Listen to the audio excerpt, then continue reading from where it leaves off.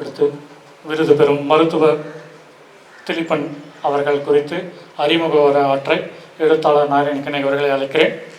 வாதி, மென்முறை, அலர், ஸ்ரீதேவி பேசரி சமீபத்தில் கவனம் பெற்ற நாவல்கள், சிறுகதை தொகுப்பு.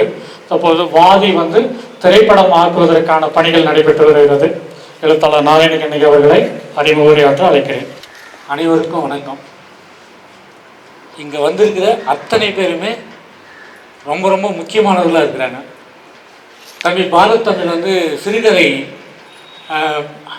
விழாவில் ஏற்புரையில் என்ன சொன்னார் அப்படின்னு சொன்னால், எதிரில் இருக்கிற அத்தனை பேருடைய பேரையும் சொல்லி நன்றி சொன்னார். அது தவிர்க்க முடியாத ஒரு விஷயமா இருந்தது. என்னென்னா, இங்கே இருக்கிற அத்தனை முகங்களும் அத்தனை பேரும் தமிழகத்தில் என உலக அளவில் மிக மிக முக்கியமானவர்களாக இருக்கிறீர்கள் ஒவ்வொருவரும்.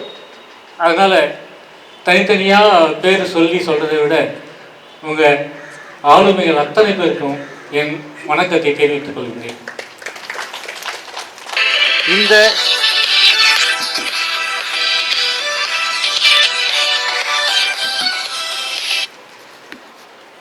இது ஒரு கார்பரேட் நிறுவனம் அல்ல. பூவிதழ் உமேஷுக்கு கார் அனுப்பணும். சரி, நான் சொல்கிறேன். அந்த கார் அனுப்பணும். இது ஒரு கார்பரேட் நிறுவனமோ ஒரு என்ன சொல்கிறது ஒரு பெரிய அமைப்போ ஒரு பெரிய கட்சியோ கிடையாது. ஆனால் இந்த விருது தர வேண்டியது யார் என்றால் மிகப்பெரிய நிறுவனங்கள் தான் தர வேண்டும். இவர்கள் அத்தனை பேரும் அவ்வளவு சேவை செய்தவர்கள்.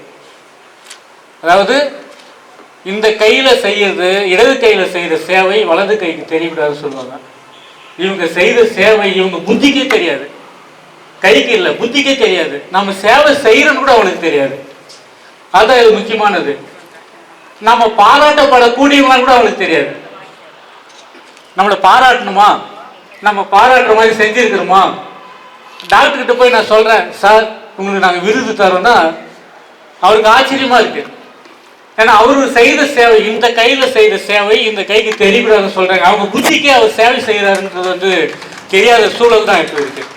அப்போது சார் நீங்கள் சேவை செய்கிறீங்க சார் சொல்லிட்டு நம்ம சொல்லி விளக்க வேண்டியது இருக்குது.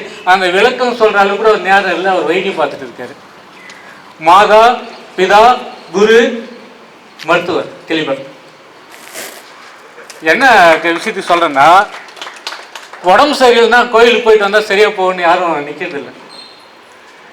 நேராக டாக்டர்கிட்ட போகலான்னு தான் போகிறாங்க. அதனால் மாதா, பிதா, குரு, டாக்டர் அப்படின்னு சொல்லியிருந்தாங்க. அதுதான் உண்மையாகவும் இருக்கும். அவரை பற்றி சொல்லணும் அப்படின்னு சொன்னால் நிச்சயமாக 1 மணி நேரம் ஆகும். நம்ம ஊர் ஜோலார்பேட்டையில் அரசு மருத்துவமனைன்னு ஒன்று இருக்குது. ஆனால் ரொம்ப நாளாக அவர் அங்கே பணிபுரிகிற வரைக்கும் அரசு மருத்துவமனைன்னு யாருமே சொன்னதில்லை. திலீபன் ஹாஸ்பிட்டல் தான் சொன்னாங்க. இது உண்மை. எனக்கு இருக்கிற இந்த ஊருக்கார அத்தனை பேருக்கு தெரியும். அரசு, எங்கள் ஊர் அரசு மருத்துவமனையே சத்தியமாக நான் பெருமைக்கெல்லாம் சொல்ல இல்லை, இந்த இலக்கியத்தில் சொல்கிற மாதிரி பொய் தான் அழகு உருவகப்படுத்தியெல்லாம் சொல்ல. கவர்மெண்ட் ஹாஸ்பிட்டலில் நாங்கள் திலீபன் ஹாஸ்பிட்டல் தான் சொல்லுவோம். இப்போ அவர் திலீபன் ஹாஸ்பிட்டல் ரிட்டையர்மெண்ட் ஆகிட்டு திலீபன் ஹாஸ்பிட்டலில் போய் பார்த்தீங்கன்னா கவர்மெண்ட் ஹாஸ்பிட்டலாக மாறிடுச்சு.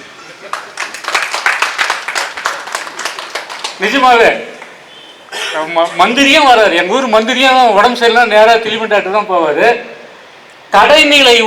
கடைக்கோடியில் இருக்கிற விளிம்பு நிலையில் இருக்கிற ஒருத்தனை யார்கிட்ட நம்பி போவோம் அப்படின்னு சொல்லிட்டு சொன்னால் திலீபன் டாக்டர் தான் போவாங்க. ஒரு பெரிய ஒரு பணக்காரர், எனக்கு தெரியும், ஒரு பெரிய பணக்காரர் ஒரு 35 லட்ச ரூபா செக்கில் போட்டு அவர் பேரில் போட்டு கொடுக்குறாரு. அந்த பணத்தை மருத்துவமனைக்கு தான் கொடுக்குறாரு.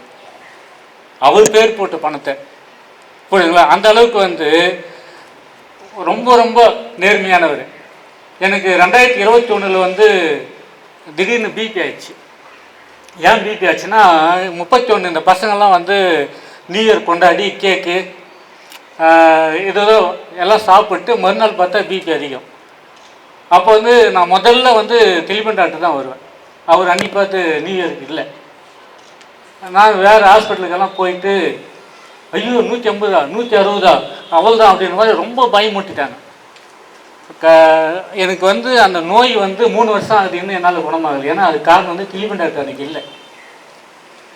ஒரு வாரத்துக்கு முன்னே நம்ம வணிகத்துறையாவுக்கு வந்து அது போல் பிபி போயிட்டு பார்க்குறாரு.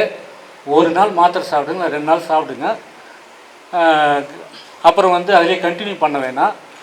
உணவு காரணமாக இல்லை தூக்கமின்மை காரணமாகவோ இல்லை டென்ஷன் காரணமாகவோ தற்காலிக பிபி இது சரியாக போயிடணும். அதாவது ஒரு தற்காலிக நோயாளியே மற்றவங்கெல்லாம் வந்து என்ன பண்ணுறாங்க அப்படின்னு சொல்லிட்டு சொன்னால் நிரந்தர நோயாளியாக, நான் நிரந்தர நோயாளி ஆகிட்டேன். அன்றைக்கி ஒரு நாள் அவர் இல்லாதனால ஒரு ஸ்பெஷலிஸ்ட்டுன்னு போகும்போது என்ன பண்ணாங்க அப்படின்னு சொல்லிட்டு சொன்னால் டோட்டல் மாத்திரை எழுதி கொடுத்துட்டாங்க.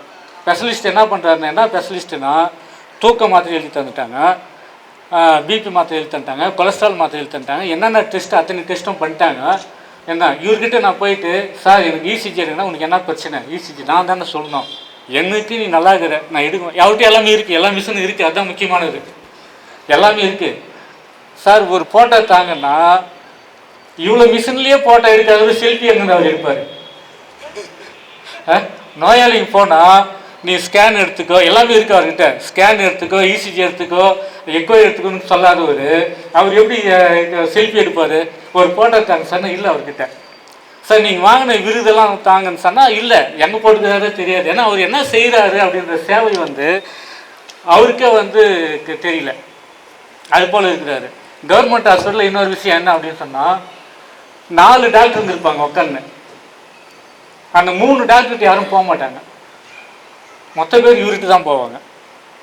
எல்லா பேஷண்ட்டும் வந்து இவருக்கு தான் போவாங்க. அந்த 3 டாக்டருங்க வந்து என்ன பண்ணாங்க, சும்மா தான் உட்காந்துக்கணும். இவர் இருந்தால் ஒரு அம்மா வந்து, இதெல்லாம் நான் சொல்கிறதெல்லாம் உண்மை, ஒரு அம்மா வந்து ரொம்ப நோய்வாய்ப்பட்டு வராங்க. அன்றைக்கி அவர் லீவு டாக்டர், கிளிமி டாக்டர். மற்ற டாக்டர் 3 டாக்டர் இருக்கிறாங்க. பார்த்துக்கலையே, நான் நாளைக்கு ஏமா உனக்கு உடம்பு சரியில்லைம்மா, ரொம்ப சீரியஸாக இருக்கிற, நீ பார்த்துக்குன்னா, இல்லை நான் கிளிமி டாக்டர் நாளைக்கு பார்த்துக்கிறேன். ரொம்ப உடம்புக்கு முடியாத சூழ்நிலையில் கூட அப்படி. இங்கே இப்போ வந்து தெருவுக்கு ஒரு டாக்டர் வந்து வந்துட்டாங்க. கொஞ்சம் டைம் எடுத்து மன்னிக்கணும். தெருவுக்கு ஒரு டாக்டர் இப்போ இருக்காங்க. ஒரு 30 ஆண்டு காலமாக எங்களுக்கு வந்து கிளிமன் டாக்டர் தான். தெருவுக்கு ஒரு டாக்டர் இருந்தாலும் கூட்டம் அதிகமாக இருக்கிறது இவர்கிட்ட தான். 2வது விஷயம் வந்து என்னென்னா, ஆள் அப்படியே பார்ப்பார், இவங்ககிட்ட துட்டு இருக்குது அப்படின்னு சொல்லிட்டு சொன்னால் தான் ஒரு 50 100 போடுவார். இவங்ககிட்ட துட்டு இல்லைன்னா வேணாம் போகுதுன்னு சொல்லுவார். கர்ணன் வந்து என்ன சொல்லுவீங்கன்னு அப்படின்னு சொன்னால் கொடை வள்ளலாக பார்ப்பீங்க. கர்ணனை வாரி வாரி கொடுத்துனே போகிறான். இப்போ யார் கர்ணன்னா, யார்கிட்டையும் பிடுங்காமக்கிறவன் அவன் தான் கர்ணன். வாரி வாரி கொடுக்குறவன் இல்லை, யார்கிட்டையும் பிடுங்காமக்கிறவன. அந்த வகையில் யார்கிட்டையுமே அபகரிக்காமல் பிடுங்காமல் இருக்கிற ஒரு டாக்டர். இன்னும் ஒரு 2 விஷயத்த மட்டும் சொல்லிடுறேன். ஒரு புதுசாக ஒரு பையன் டாக்டர் முடிச்சுட்டு இங்கே வந்தாங்க. நான் எங்கள் பேரனை தூக்கிட்டு போகிறேன். வெளியே நின்று உள்ளேயும் வந்தேன். ஏன்னா குழந்தைக்கு உடம்பு சரியில்லை, அந்த குழந்தைகிட்ட இருந்து அவனுக்கு தொத்திக்குமா, அதனால் வெளியே நின்று குழந்தை இப்படி திருப்பு அப்படி திருப்பு, ஏன்னா அந்த குழந்தை சளி பிடிச்சிருக்குது, அவருக்கு ஏதாவது ஆகும் அப்படின்னு சொல்லிட்டு வெளியே வந்துட்டு ஒரே வார்த்தை சொன்னேன், தம்பி எத்தனை வருஷம் நீ படித்த, எந்த காலேஜ் படித்த? அவன் சொன்னான், படித்த காலேஜ் 5 வருஷம் படித்தேன், என்னென்ன படித்தேன்னு பெருமையாக சொன்னான். ஒரு 6 மாதம் கிளிமன் டாக்டர் போய் ட்ரைனிங் எடுத்துடுவான். இதுதான் உண்மை. என்ன விஷயம்னா, நீங்கள் கவர்மெண்ட் ஹாஸ்பிட்டலுக்கு போனீங்கன்னா ஏன் அந்த 3 பேருக்கு போகாமல் இவருக்கு மட்டும் போகிறாருன்னா, அவங்க கொடுக்குறதுக்கு அந்த மாத்திரை தான் இருக்குது, இவர் கொடுக்குறதுக்கு அந்த மாத்திரை தான் இருக்குது. அவங்க ஒன்றும் ஸ்பெஷல் மாத்திரையெல்லாம் இல்லை, இவருக்கு மட்டும் தனியாலாம் இல்லை. நம்ம சொல்கிறத அவர் காது கொடுத்து கேட்பார். உனக்கு ஒன்றும் இல்லை, தைரியமாக போன்னு வாயில் சொல்லுவார். கையை பிடிச்சி பார்ப்பார். என்ன அந்த ஸ்டெத்தோஸ்கோப் ஒன்று கழுத்தில் மாட்டினுக்கிறாரு, அது அவர் தான் யூஸ் பண்ணுவார். எனக்கு தெரிஞ்சு கவர்மெண்ட் ஹாஸ்பிட்டல் வேறு யாரும் வந்து யூஸ் பண்ண மாட்டாங்க. எனக்கு தெரிஞ்ச ஒரே டாக்டர் அவர் மட்டும் தான் வந்து பின்னாடி திரும்ப முன்னாடி திரும்பின்னு அதை வச்சு என்னன்னு சொல்லிட்டு பார்ப்பார். உள்ளே வந்து கோல்டு எவ்வளோ இருக்குது, அந்த மூச்சு இது எவ்வளோன்னா அவர் மட்டும் தான் பார்ப்பார். எனக்கு தெரிஞ்சு வேறு யாரும் பார்த்தது சொல்ல. அது மட்டும் இல்லை, உனக்கு என்ன அப்படின்றத காது கொடுத்து கேட்பார். இப்போவும் வேறு எந்த டாக்டரும் கேட்குறாங்களான்னு தெரியல. இங்கே எவ்வளோ ஸ்பெஷல் டாக்டர்லாம் இருக்கிறாங்க, நாம் என்ன சொல்லணும் பதில் அவரெல்லாம் போ வெளியே போ, அவ்வளோதான். பணம் வாங்கினாலும் சரி, அது போலலாம் இருக்காங்க. அதனால் இவர் அந்த ஒரு பேஷண்ட்டை அவ்வளோ நெருக்கமாக பார்த்து அந்த மனுஷால் குணமாக்கி அனுப்புகிற ஒரு திறன் அவர்கிட்ட வந்து இருக்குது. இப்படி வந்து நான் நிறைய சொல்லிகிட்டே போகலாம். ஆனால் 1 மணி நேரம் தாமதமாக இந்த நிகழ்வை ஆரம்பித்திருக்கிறோம். முக்கியமாக அவருக்காகவே இந்த நிகழ்வை இது விருது கொடுக்குற ஒவ்வொருத்தருமே வந்து முக்கியமானது. நான் இப்போ இவர் புகழேந்தி சொல்லணும்னா, காலையில் ஒரு இடத்துல பார்க்குற ஒரு கட்சிக்காரங்க வந்து இதில் ஒரு நடிகர் வந்து தண்ணீர் பந்தல் திறந்து வச்சுட்டு அங்கே தண்ணி இல்லை.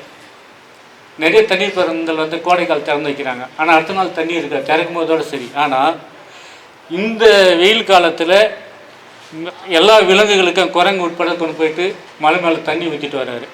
அது வந்து ரொம்ப முக்கியமானது. இந்த சித்திக்கு சொல்கிற சேவை வந்து உங்கள் அத்தனை பேருக்கும் தெரியும் அவர் என்னென்ன செய்கிறார் அப்படின்னு சொல்லிட்டு.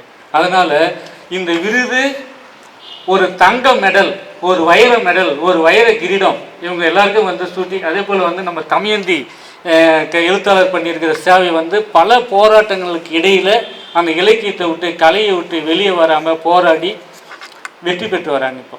அதனால் இவங்களுக்கெல்லாம் கொடுக்குற அங்கீகாரம் வந்து மாநில அளவில் தேசிய அளவில் எத்தனை விருதுகள் இருக்குது அத்தனை விருது இவங்களுக்கு கொடுக்கணும். அந்த வகையில் நாங்கள் ஒரு அறத்தோடு நாங்கள் கொடுக்குற விருது ஒரு சிறிய ஒரு அமைப்பாக இருந்தாலும், இந்த ஜோலார்பேட்டை அமைப்பாக இருந்தாலும் இது உலகம் எங்கும் பரவும்.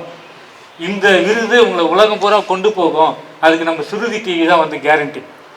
என்ன நீங்கள் வந்து உலகம் பூரா கவனிக்கப்படுது என்பது வந்து இங்கே வந்து நான் வந்து உறுதியளிக்கிறேன். இது சாதாரண விஷயம் இல்லை. இது வந்து உங்கள் உலகம் பூரா வந்து கொண்டு போகும். அந்த பவர் வந்து சுருதி டிவிக்கு இருக்குது.